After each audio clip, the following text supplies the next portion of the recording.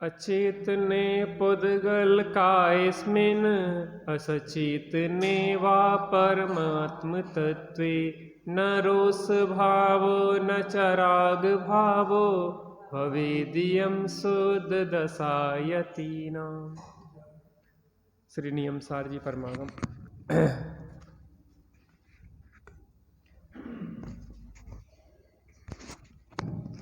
अजीवाधिकार, उसमें भी पुद्गल की चर्चा है और इस पुद्गल द्रव्य की चर्चा के अंत में पद्म प्रमलधारी देव उसी विषय के स्पष्टीकरण के लिए 3 कलश लिखते हैं, जिसमें अपनी अंतिम कलश पे चर्चा चलना है। इसके पहले 44वें कलश में 2 प्रकार के योगियों की बात थी। पहले प्राथमिक योगी, दूसरा निष्पन्न योगी। प्राथमिक योगियों की और निष्पन्न योगियों की अलग अलग विविक्षाओं से अपन ने चर्चा देखी थी। उसी विषय को थोड़ा सा और आगे बढ़ाते हैं। चूंकि अजीब में पुद्गल की चर्चा है, तो प्राथमिक योगियों का जीव और पुद्गल के विषय में क्या चिंतन चलता है और निष्पन्न योगियों का किस प्रकार से चिंतन होता है, जीवन होता है इन विषयों में, उस विषय पर अपन चर्चा कर रहे थे।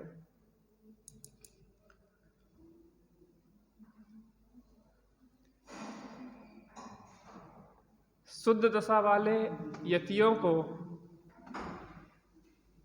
इस अचेतन पुद्गल काय में द्वेष नहीं होता या सचेतन परमात्म तत्व में राग भाव नहीं होता, ऐसी शुद्ध दशा यतियों की होती है। बड़ी गजब की बात है।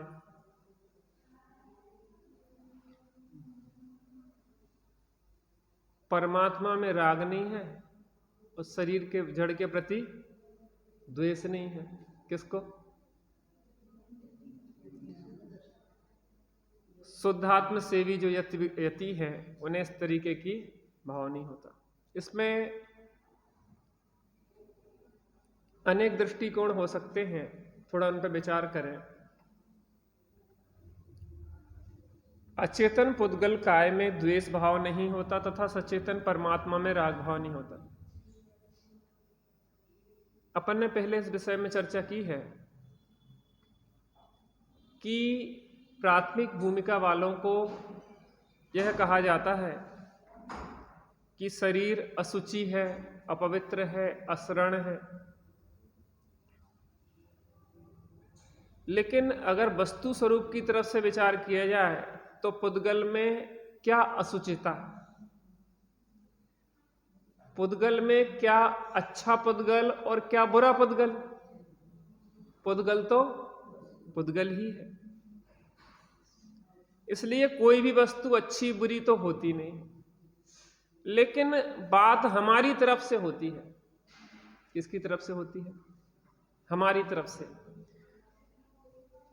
एक मां के 2 बच्चे, एक मजबूत हट्टा कट्टा और एक बिल्कुल कमजोर।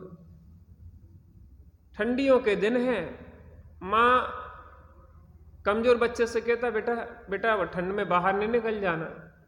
लेकिन जो मजबूत बच्चा है वो ठंड में खेल रहा है, पानी में खेल रहा है, तेज गर्मी में खेल रहा है। लेकिन कमजोर बच्चे से क्या कहा जाता है कि बेटा तेज धूप है, निकलोगे तो लू लग जाएगी, पानी में निकलोगे तो जुकाम हो जाएगा। क्यों कहा भाई? पानी से जुकाम होता है क्या? ठंड से ठंड लगती है कि गर्मी से गर्मी लगती है, लू लगती है?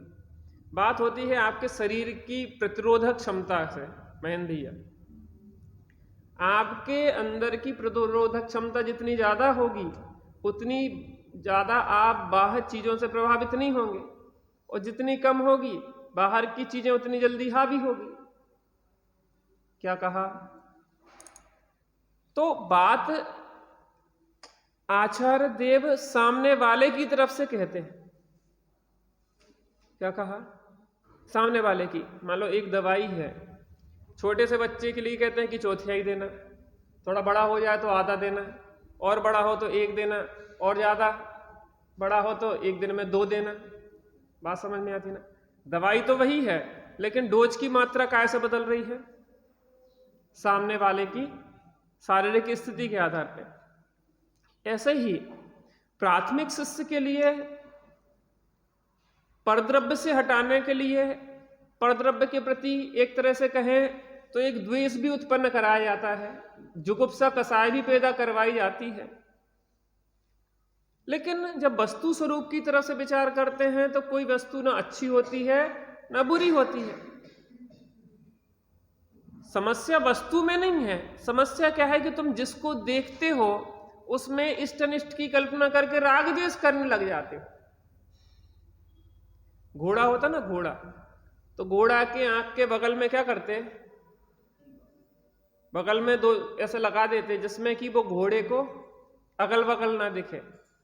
घोड़े को लगाया जाता है लेकिन गाय को नहीं लगाया जाता।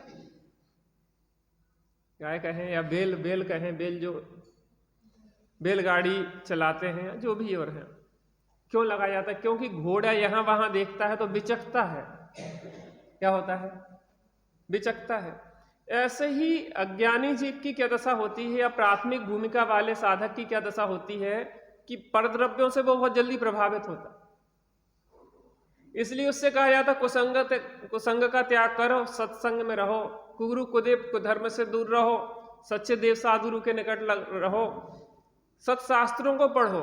ऐसे रागी कुमतियों द्वारा लिखे हुए शास्त्रों को नहीं पढ़ो। लेकिन मैं ये पूछ रहा हूं, समंत्र भद्र स्वामी जैनेतर मंदिर में रहे और उसी में बैठे रहते थे, वहीं रहते थे, वहीं खाते थे, वहीं पीते थे, वहीं सब कुछ था। उनके आचार्य ने तो मना नहीं किया कि तुम वहां नहीं जाना,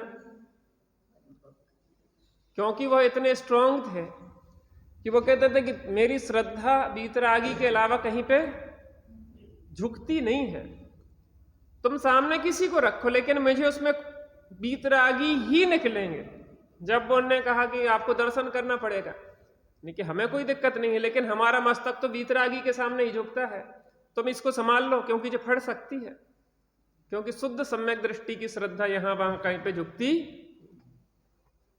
नमन किया, वो फट गई, उसमें से कौन प्रकट हुई है? वीतरागी चंद्र भगवान प्रकट हो गए। तो जिसकी श्रद्धा दृढ़ है, जिसका ज्ञान दृढ़ है, जो आचरण में दृढ़ है, वो बाहर चीजों से प्रभावित नहीं होता। हमसे कहेंगे कि आप बौद्धों को नहीं पढ़ो, सांख्य को नहीं पढ़ो, इसको नहीं पढ़ो, उसको नहीं पढ़ो, लेकिन टोडरमल जी या अकलंक देव स्वयं बौद्ध वहां पे गए, पढ़ा। और जब मतार्थ किया जाता है 5 प्रकार से अर्थ करने की पद्धति में, तो जब तक उस मत का ज्ञान नहीं होगा तो उसका खंडन कैसे करेंगे? क्या कहा? जब तक उस मत का ज्ञान नहीं होगा व्यवस्थित, तब तक उसका खंडन नहीं किया जा सकता। तो पहले उसको पढ़ना पड़ेगा कि नहीं पढ़ना पड़ेगा? लेकिन हमें क्यों निषेध करते? क्योंकि हम उसको पढ़ के अभी वस्तु स्वरूप स्पष्ट है नहीं, और उसके पढ़ने पे हम अगर उस तरफ चल बिचल हो गए तो मूल अभी थोड़ी जो व्यवहार से भी जुड़ान था वो भी दूर हो जाएगा।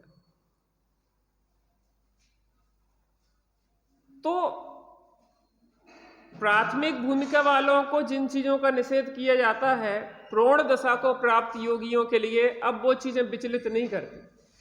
क्या नहीं करती? विचलित नहीं करती। वो हर स्थिति में सहज बने रहते हैं। यहां पे बता रहे हैं, शुद्ध दशा वाले यतियों को इस अचेतन पुद्गल काय में द्वेष भाव नहीं होता, या सचेतन परमात्म तत्व में राग भाव नहीं होता।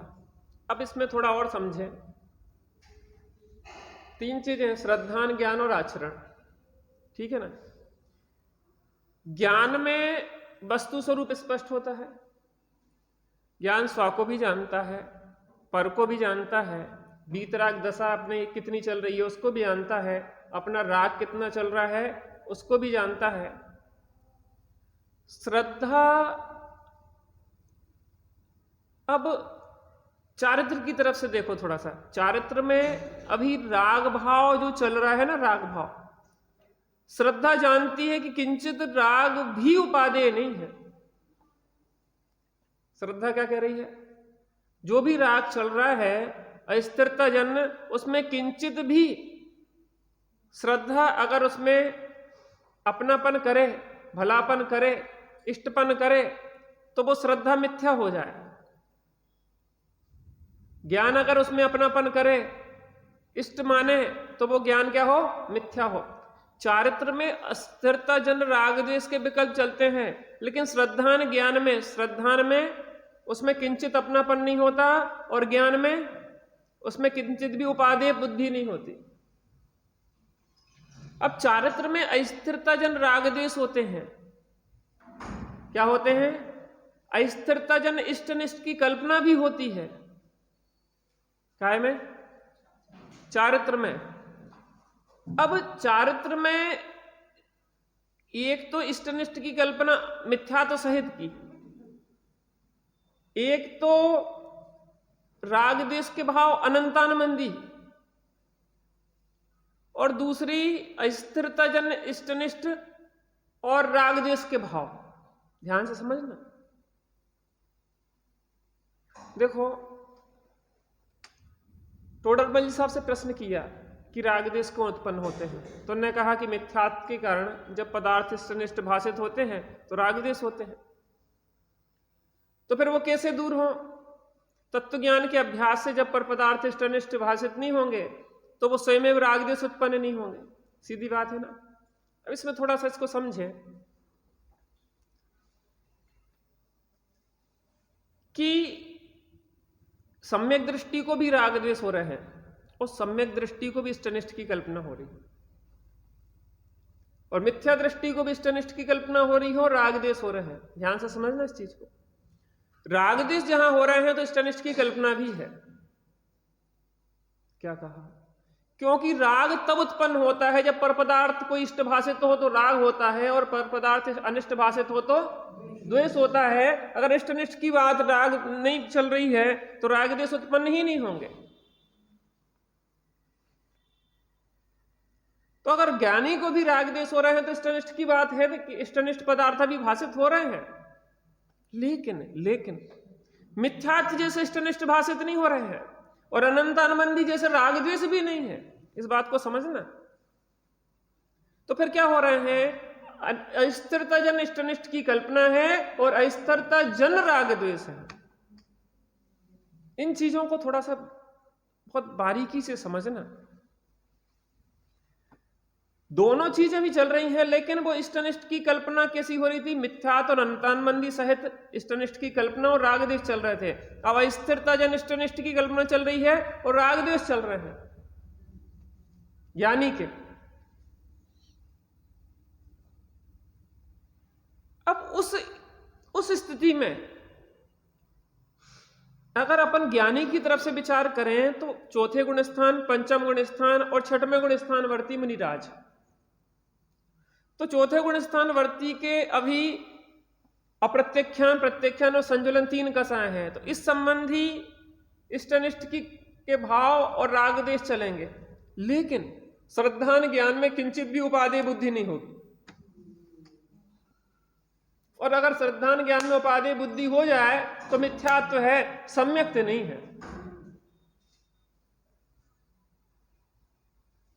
अब बाहर में स्थिरता जन जुड़ान भी ज्यादा है।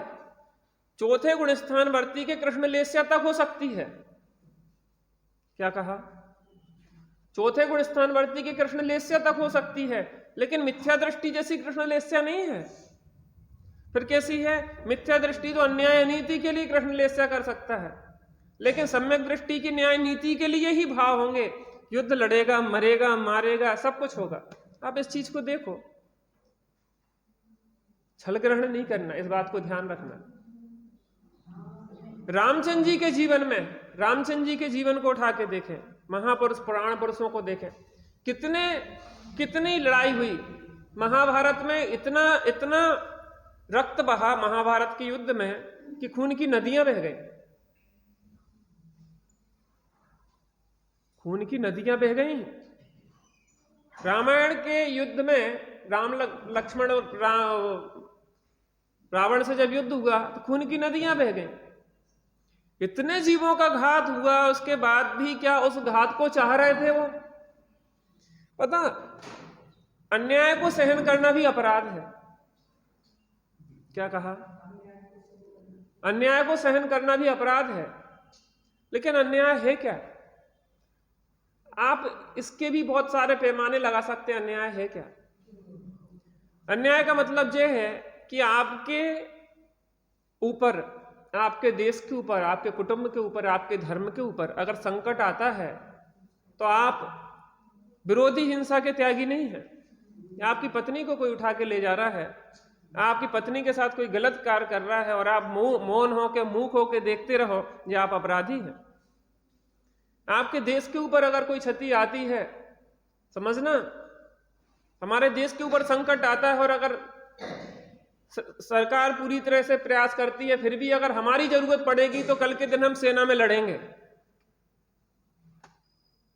क्योंकि देश के प्रति हमारा कर्तव्य है भाई। हम पीछे नहीं हटेंगे।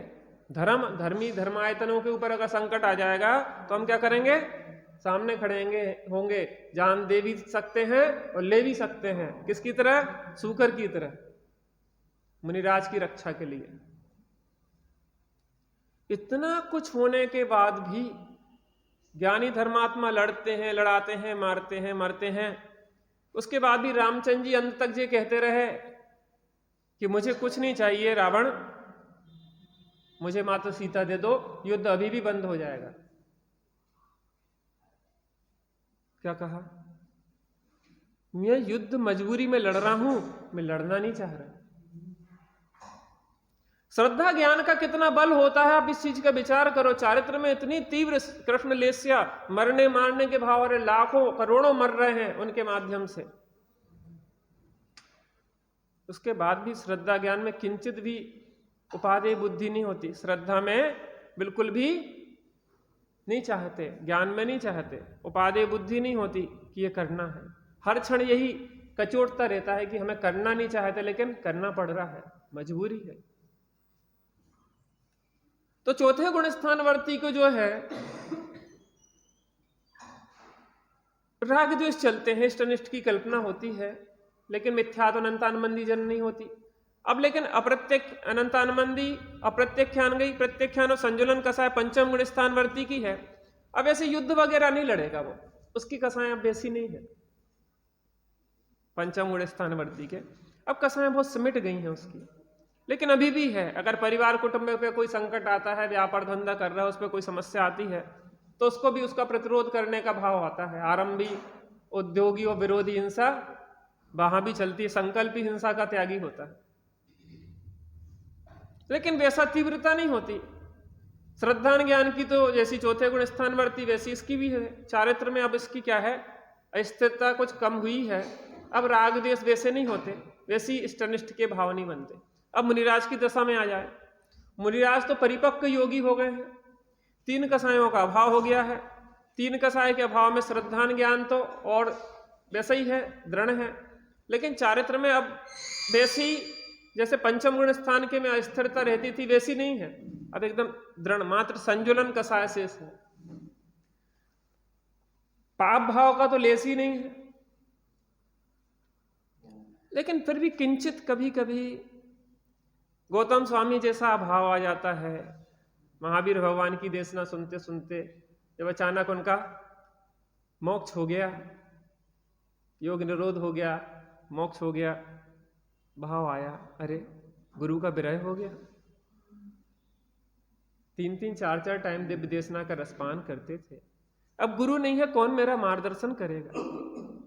किंचित राग था, तो कुछ इष्टपना तो था ना गुरु के प्रति। अरे ऐसा थोड़ी ना है, इष्टपना नहीं था। हमारे गुरु हैं, हमारे परोपकारी हैं, हमें मुक्ति मार्ग में उंगली पकड़ के चलना सिखा रहे हैं, तो इष्टपना तो था, लेकिन उसको गिनते नहीं है। इसलिए कहते हैं कि राग द्वेष नहीं है, वीतरागी कहते हैं। लेकिन वीतरागी तो तब कहलाते हैं जब चारों कसायों का अभाव हो जाए। एक चीज को समझना, मुनिराज अभी पूर्ण वीतरागी कहाँ है?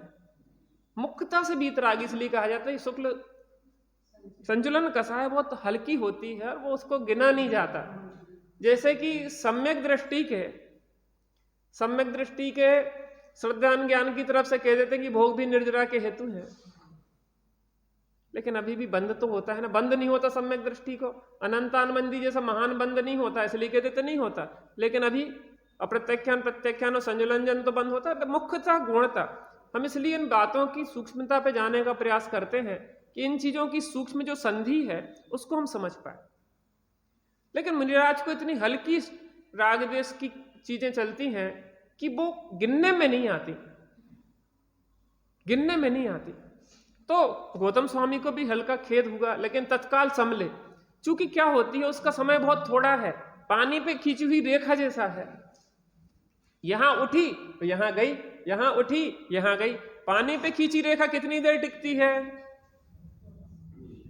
उस थोड़े समय भी क्या कहें, उठी और गई। और हल्का आया और उतने में भगवान महावीर की देशना याद आई कि आत्मा का गुरु तो कौन है? आत्मा ही है। और बस अपने में डूबे, उन्हें भी केवल ज्ञान हो गया। माने यहां पे जो बात आई है, अचेतने पुद्गल काय अस्मिन सचेतने व परमात्म तत्वे न रोष भावो न च राग भावो भवेदियम शुद्ध दशायति न। राग द्वेष नहीं होता। किसको नहीं होता? शुद्धात्म से भी यति। अब इसमें एक चीज और विचार करने वाली है। अभी तो अपन ने उपयोग जब बाहर होता है तब यतियों की जो दशा होती है। अब जब शुद्धोपयोग की दशा होती है तो उस समय भी उत्पन्न नहीं होते बुद्धिपूर्वक। आप थोड़ा सा इधर आ जाओ, इस तरफ। अब इस तरफ कोई पीछे आएगा ना तो इधर से बैठो ना, तो क्या होता, कोई आ गया तो फिर अच्छे से कोई बात नहीं। अब क्या होता, शुद्धोपयोग दशा में जब प्राथमिक शिष्य की चर्चा अपन ने की थी पिछले क्लास में, तो प्राथमिक शिष्य और दूसरा क्या किया था, निष्पन्न योगी। तो निष्पन्न योगी शुद्धोपयोग की दशा में कहा था एक विविक्षा से, और प्राथमिक योगी कहा था सोपयोग की दशा में। दूसरी विविक्षा में कहा था निष्पन्न योगी प्राथमिक शिष्य के लिए, वो प्राथमिक योग प्राथमिक शिष्य, और निष्पन्न योगी कहा था कि प्रोण योगी हो गए। भले वो शुभोपयोग में भी हैं तो भी अब वो क्या है, निष्पन्न दशा को प्राप्त है। ऐसे यहां पे कह रहे हैं कि एक तो दशा यह है कि जो शुद्धोपयोग में स्थित हैं तो राग द्वेष होंगे नहीं, बुद्धिपूर्वक के। क्या कहा? बुद्धिपूर्वक के राग द्वेष नहीं होंगे। अबुद्धिपूर्वक के चल रहे हैं उनको गिना नहीं जाएगा। न च राग भावो और न द्वेष भावो। किसको नहीं होते? जब शुद्ध स्वरूप में रहते हैं तो राग द्वेष उत्पन्न नहीं होते। कौन से राग द्वेष उत्पन्न नहीं होते? बुद्धिपूर्वक के। अबुद्धिपूर्वक चल रहे हैं, बुद्धिपूर्वक गिन रहे हैं। यहाँ पे शुद्धोपयोग कौन से गुण स्थान से होता है? एक विविक्षा है, दूसरी विविक्षा 7 में से, तीसरी विविक्षा 11 में से। तो कहां किस विविक्षा से कौन सा कथन किया जा रहा है, इसको बराबर समझना।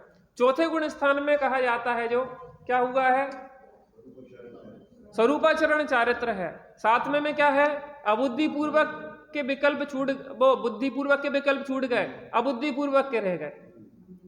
और 11वें में क्या हुआ, अबुद्धिपूर्वक के भी चलेगा, बुद्धिपूर्वक के भी चलेगा, माने उपसम हो गया, अभी है नहीं। और 12वें में तो फिर बात ही अलग है। श्रेणी से मतलब नहीं है, बात 11वें गुण स्थान के लिए। उस श्रेणी या बिना श्रेणी से मतलब नहीं है। उस समय वो कसाय दबी हुई है, ना तो बुद्धिपूर्वक चल रही है ना अबुद्धिपूर्वक चल रही है, पूर्णतः दबी हुई है। वो पानी में कचरा भी पूरा दबा हुआ है, बिल्कुल पानी ऊपर का स्वच्छ है, जैसे कि स्वच्छ होता है ना, अभी नीचे दबे हुए पानी कीचड़ के बीच में भी वो स्वच्छ ऊपर अभी है। भले वो थोड़ी देर में ऊपर आ जाएगा, वो बात अलग है। तो शुद्धोपयोग चौथे में स्वरूपाचरण चारित्र होता है। लेकिन अबुद्धिपूर्वक वहां पे बेसिक कसाय, 3 कसाय का भी सद्भाव चल रहा है। अब लेकिन 7वें गुण स्थान में क्या होता है, और प्रवणता की दशा बन गई है। अब उसके बाद 11वें में तो क्या है, बुद्धि अबुद्धिपूर्वक की कसाय भी नहीं चल रही है। तो किस विविक्षा से कहां कौन सा कथन है, वहां इसको समझना।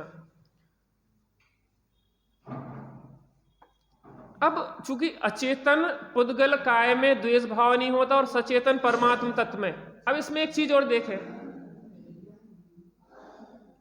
आप हमसे पूछ सकते, आपको कोई कुछ है शंका, पूछ लो ना, कोई दिक्कत नहीं। अब एक विविक्षा और देखो इसमें सचेतन परमात्म तत्व में राग भाव नहीं होता।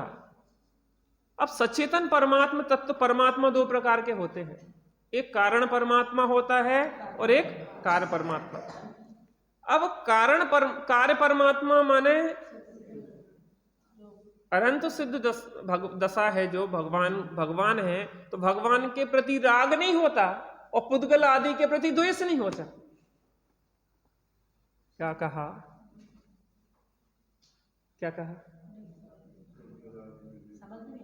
क्या समझ में नहीं आया? इस कलश का मूल थीम समझो। यहां देखिए आप, शुद्ध दशा वाले यतियों को इस अचेतन पुद्गल काय में द्वेष भाव नहीं होता, या सचेतन परमात्म तत्व में राग भाव नहीं होता। स्वरूप में स्थिर हैं तो भगवान के प्रति राग होगा क्या, और पुद्गल के प्रति द्वेष होगा क्या? सच्चे देवसास गुरु के प्रति राग होगा क्या? कुगुरु कुदेव कुधर्म के प्रति द्वेष होगा क्या? शुद्ध दशा वाले यति जो है उन्हें किन में राग द्वेष नहीं होता? सच्चे देवसात गुरु में राग नहीं होता और कुगुरु कुदेव कुधर्म में द्वेष भाव नहीं होता। एक विविक्षा। दूसरी विविक्षा, जो तो कार्य परमात्मा की तरफ से बात हो गई। कारण परमात्मा की तरफ से देखें तो अपने निज भगवान आत्मा में भी राग नहीं होता, और अचेतन पर जीवों में या अन्य अचेतनों में भी द्वेष भाव नहीं होता। अरे अपने प्रति भी राग की तरंग उठ रही है तो शुद्ध दशा कहाँ है? वहां मैं जीव हूं, मुझे अपने प्रति राग का भाव चल रहा है, तो शुद्ध उपयोग है कि नहीं है? नहीं है, क्योंकि अभी आपको विकल्प चल रहा है। दूसरी विविक्षा देखी जाए तो प्राथमिक शिष्यों को इस तरीके के विकल्प आते हैं, भेद ज्ञान करने की जरूरत होती है। प्रवण योगी होते हैं जो, पिछले कलश की भाषा में निष्पन्न योगी जो होते हैं, उन्हें जे हिसाब किताब लगाने की जरूरत नहीं होती कि मैं जीव हूं तो उस जीव में क्या करें? अपनापन करें, और ये पर पुद्गल हैं इनमें परायापन करें। ऐसा भाव निष्पन्न योगियों को उत्पन्न नहीं होता। क्यों नहीं होता? क्यों नहीं होता? ऐसा समझो, आप यहां से अपने घर जाएंगे तो पहले हिसाब किताब लगाएंगे कि अपने ही घर में जाना है, पड़ोसी के घर में नहीं घुसना है। क्या जाओगे ना हिसाब किताब लगा के? यहां से बिल्कुल याद करते रहो, नहीं नहीं अपने को अपने घर में जाना है, अच्छा ये गली जाएगी, इसके आगे ऐसे मुड़ जाना, ऐसे नहीं मुड़ना। और वहां पे भी अपना घर वो नीले कलर का पुता है ना, वो अपना है, वो पीले वाले में नहीं घुस जाना। और ये अपनी पत्नी है वो दूसरे पड़ोसी की, ये अपनी दुकान है वो दूसरे की में नहीं घुसना। ये अपनी चप्पल है ये दूसरे की चप्पल। जी हिसाब किताब नए लोगों को, बच्चों को सिखाया जाता भैया, बच्चों को जो हिसाब किताब लगाया जाता है, बेटा सीधे स्कूल से किसके घर जाना? अपने घर आना। मम्मी को बताया जाएगा कि बच्चे की कि बेटा मंदिर से सीधे। जी अभ्यास और अनभ्यास संभव। आज तुमसे बात नहीं हो पाई, थोड़ी कठिन भी बात हो गई, लेकिन तो आपकी रुचि बताती है कि अब धीरे धीरे आप भी स्वाध्यायी बनते जा रहे हैं। ये विविक्षाएं समझ में आ रही ना?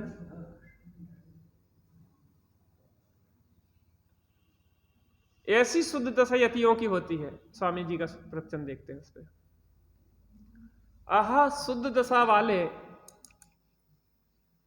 यतियों को अर्थात संत मुनिवरों को इस अचेतन पुद्गल काय में द्वेष भाव नहीं होता, या सचेतन परमात्म तत्व में राग भाव नहीं होता। अचेतन के प्रति यह मैं हूं, यह मैं नहीं हूं, ऐसा भाव अर्थात द्वेष भाव नहीं होता। यह अचेतन के प्रति यह मैं नहीं हूं और चेतन के प्रति यह मैं हूं, ऐसा राग द्वेष भाव नहीं होता। अपितु वो तो ज्ञाता दृष्टा ही रहते हैं। कैसे रहते हैं? कौन रहते हैं? निष्पन्न योग। उपसर्ग हो रहा है ज्ञाता दृष्टा। अरि मित्र, शत्रु हो या मित्र हो, अरि मित्र, महल, मसान, कंचन, कांच, निंदन, तुतिकरण, अर्घावतारण, असी प्रहारन में सदा सहज। हम ऐसा कर सकते कि नहीं मनोज भैया? अभ्यास कर सकते कि नहीं कर सकते? देखो एक चीज आपको हम बताएं, शरीर का घाव हो या मन का घाव हो, भरने में थोड़ा समय लगता है। कुछ कहा हमने?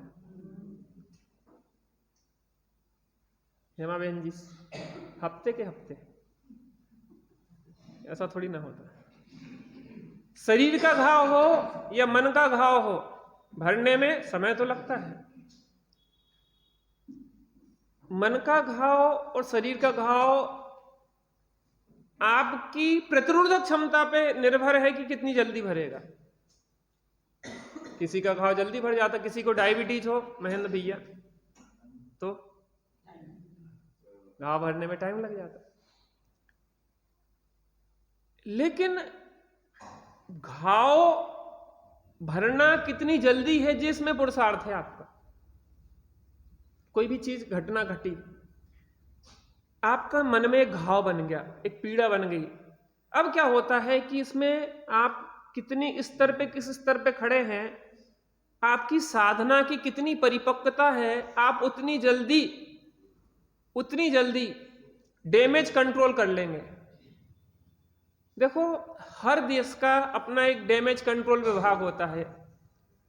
भूकंप आएगा तो उसके लिए एक टीम होती है स्पेशल तैयार की, भूकंप आया उसमें कम से कम जन माल की हानि हो, और अगर हानि हो तो फटाफट आप खड़ा कर दें स्ट्रक्चर, देर नहीं लगना चाहिए, जितनी जल्दी से जल्दी हो सके। ऐसी पता अपन को भी जो मन के घावों को भरने, शरीर के घावों के भरने की चिंता होती है, लेकिन मन के घावों को भरने की भी बहुत आपको अलर्ट होना चाहिए। और आपके अंदर जितना तत्व ज्ञान प्रगाढ़ होगा वो मन के घाव उतनी जल्दी भरेंगे। मन के घाव समझते हैं? किसी ने आपसे कोई बात कह दी और वो दिल पे चुभ गई, दिल पे चुभी है तो घाव बना है। मनीष भैया, दिल पे चुभी है तो घाव बना है, और घाव बना है तो भरना भी पड़ेगा। क्या कहा? दिल पे चुभी है तो घाव बना है, घाव बना है तो भरना भी पड़ेगा। अब आप उस घाव को कितनी जल्दी भरते हैं ये आपकी क्षमता पे निर्भर करता है। क्या पे करता है? और वो घाव भरने की सबसे बड़ी दवाई है गुरु आज्ञा सम पथ्य नहीं औषधि विचार ध्यान। उस घाव को भरने के लिए गुरुजनों की आज्ञा, गुरु उपदेश। पता क्या होता सम्भव भैया, आपको कोई तकलीफ है लेकिन सामने वाला कोई समझदार व्यक्ति आएगा तो आपको समाधान देगा, समाधान देगा। आपको नुकसान लग गया व्यापार में, बहुत बड़ा नुकसान लग गया, उससे कोई समझदार मिलेगा तो वो यही कहेगा कि नुकसान किसका हुआ। धन का तो स्वभाव ही परिणमन करना है, आज इस जेब में है कल उस जेब में जाएगा, इसका तो यहां से वहां ट्रांसफर होना ही स्वभाव है, कहीं ठहरता नहीं है। तो आज तुम्हारे उदय के बदलने के साथ ये क्या होते हैं, इनमें परिवर्तन आते हैं।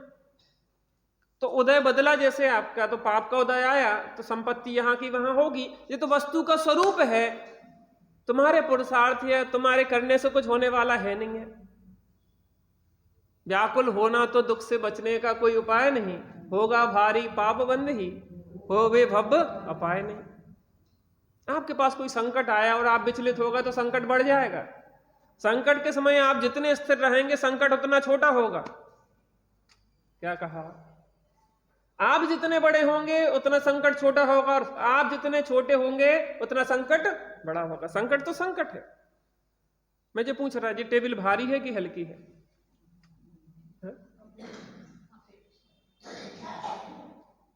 भारी की हल्की?